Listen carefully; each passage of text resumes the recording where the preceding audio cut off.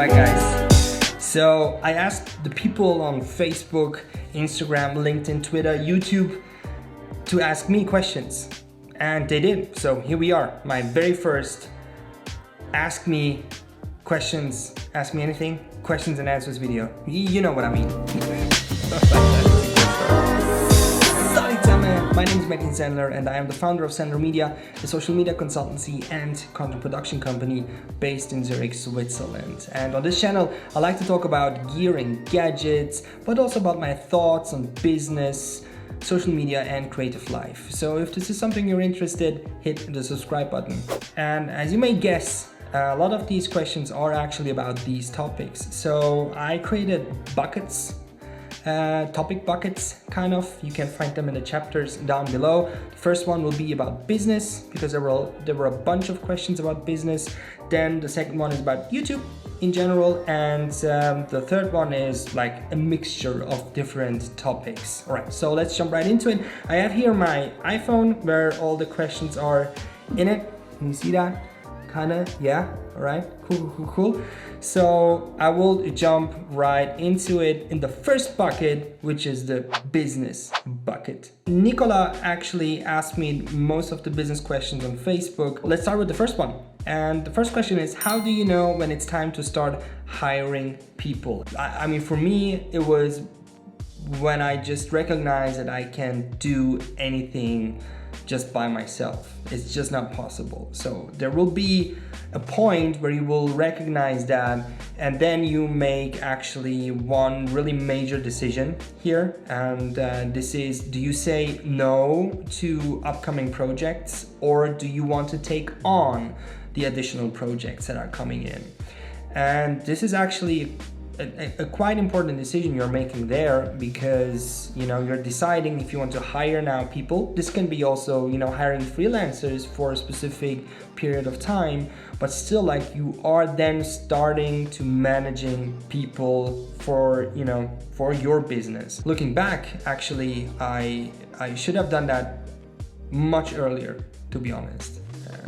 I could have hired an intern much earlier, an assistant, because for those who don't know, I'm coming from a photography background, so this person could have helped me in the meetings, taking notes, grab for me some props maybe, or food for the breaks, or the batteries I forgot to pack, so I can focus actually on the subject or on the project itself. And I know that I have support on my back, taking care of all the other things, all the little things. The little things can suck your attention and a lot of energy from the things that you should actually be doing. So having somebody taking care of all these things can be really beneficial for your client, therefore for your business, for your mental health actually, for your stress level, and then you start actually creating a team, That's cool. So that's that. All right, second question is, what were the things you did to grow your agency? We are still a small agency though. We are 8 people, but I never had a plan to do so, to be honest. I never had the plan to grow in terms of numbers, like, the size of the team, or I don't know, gears and gadgets or whatever that is. It was never the plan. So it was also not the plan to not grow. I just didn't think of it, So, but when the projects came in, like I said, I decided to hire people. And the best thing you can do is hiring team members that are better than you, so you can learn and grow together. Hiring good people, good-hearted people. But my advice to grow your business in this case is actually to do it in a smart way, not for the sake of growing. Be honest and genuinely good in your work, and talk about it. Like, be proud of yourself, of your team, of the things that you do, and talk about it, present it. I actually did a whole podcast episode about growth in business. So if you guys are interested in that, I put the link down below in the description. All right, so the third question is, how much of the profit do you reinvest in your business? Everything? Especially in the beginning, like everything, right? So you pay yourself, but if there's something left, put it back in. Just keep it in the business. You know, I started as a sole proprietorship. This is a Einzelfirma here in Switzerland. You don't need any capital share for that. I didn't have any money at all. Like I had around 800 bucks, no savings, because I just spent everything always. And then, you know, when money came in, I put them aside and started an LLC, which is a GmbH in Switzerland. And to be able to do that here, you need actually 20,000 Swiss francs on capital share, to start an LLC. I put back the money for gear, for software, you know, just to upgrade, to make my life a little bit easier. And then when it was about hiring people, you know, you need a computer, you need software licenses, you need a desk, a lamp, you know, all these things. So, and this costs money. Especially use the money for your team members to make their life also easy as possible. But yeah, later if you make some more money and you took care of your team members, you took care of your business and your loved ones, take care of yourself. Like seriously, take the money and invest it back in yourself. Meaning go on a vacation or buy books or take a class or hire a personal trainer or a nutritionist or, you know, something like that, just to improve yourself in different areas. And yeah, so don't waste money on bullshit things. And I wanted to add something really important. I just had to talk actually today. A lot of people take it for granted though, but if you are able to go into a grocery store and buy whatever you want, whatever food you want, without looking at the price tag, you are actually living a very luxurious life. So Selma asked me on LinkedIn, what would be the thing that I would do again looking back? There are actually two things. I would again start a company, first of all. So I am working more than ever before, but I am happier more than ever before.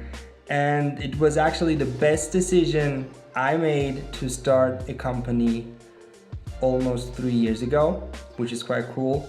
And I will do that again. And the second thing, which came a little bit later, is hiring people.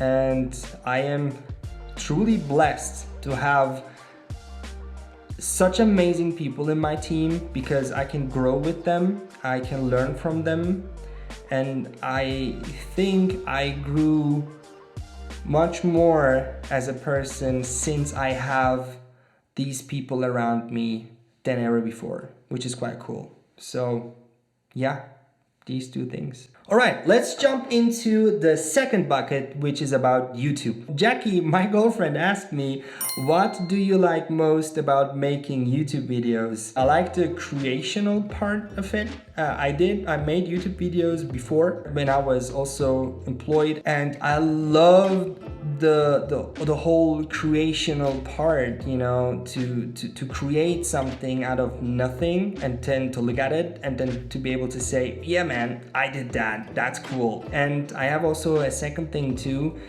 This is the hope actually that I maybe help somebody out there with my content. Then the next one is again from Nicola, who asked me, how comes that you make more content again?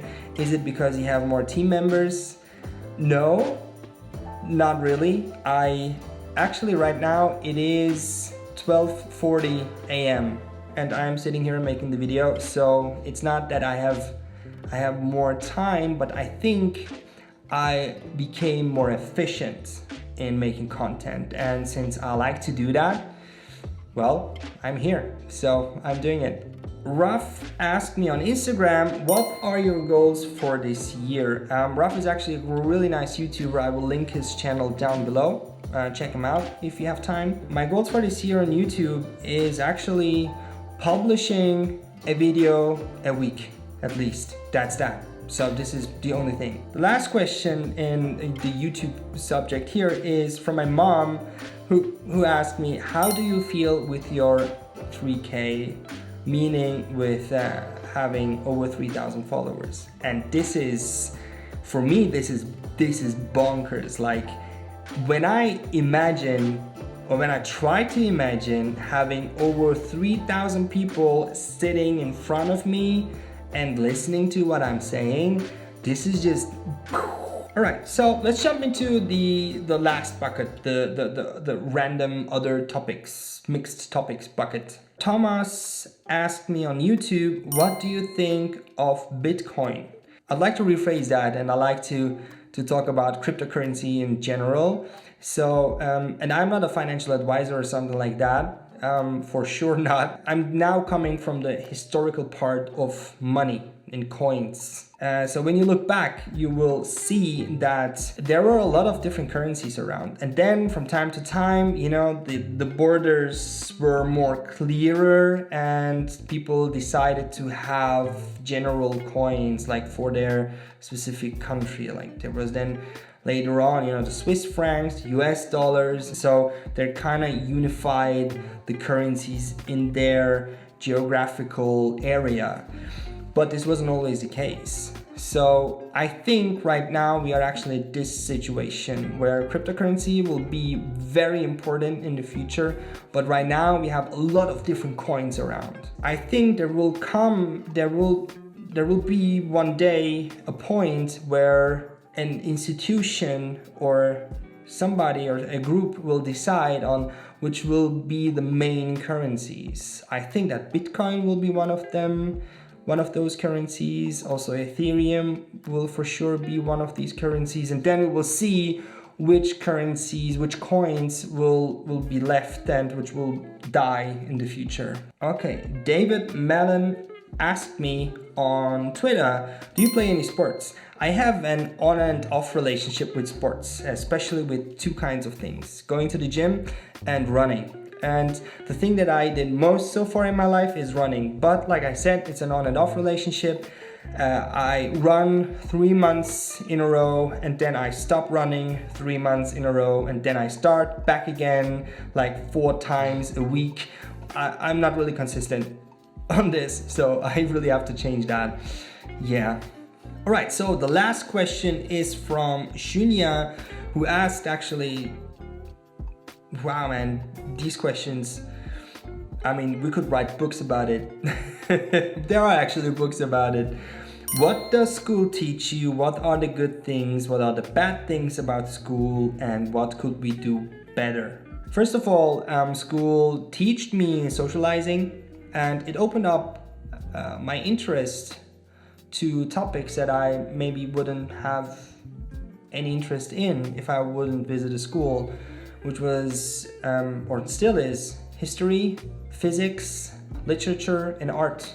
I think the bad thing is the generalization of everybody. Like you have this ranking system, but it doesn't apply for everybody since we are all different human beings with different strengths and different capabilities.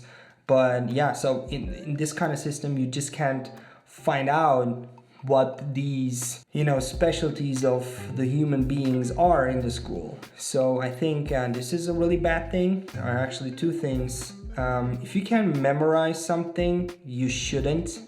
I think this is something that Seth Godin said. It's the 21st century. We can look everything up. You know, if there's something we have to memorize, then we just shouldn't. We should more be trained in solving interesting problems, learn more about leadership, learn more about collaboration, learn more about connecting dots than collecting them. Alright guys, that's it. That was my very first questions and answers video. Hope you like it. If so, leave a like. That would be awesome. And if you want to watch other videos, just look here. I will put them here. If you have any questions or comments to these topics, then feel free to ask them down in the comment section below, or you know, on Twitter, Instagram, wherever you are. Hit me up and let's meet. All right. Thank you guys, and see you in the next one. Peace.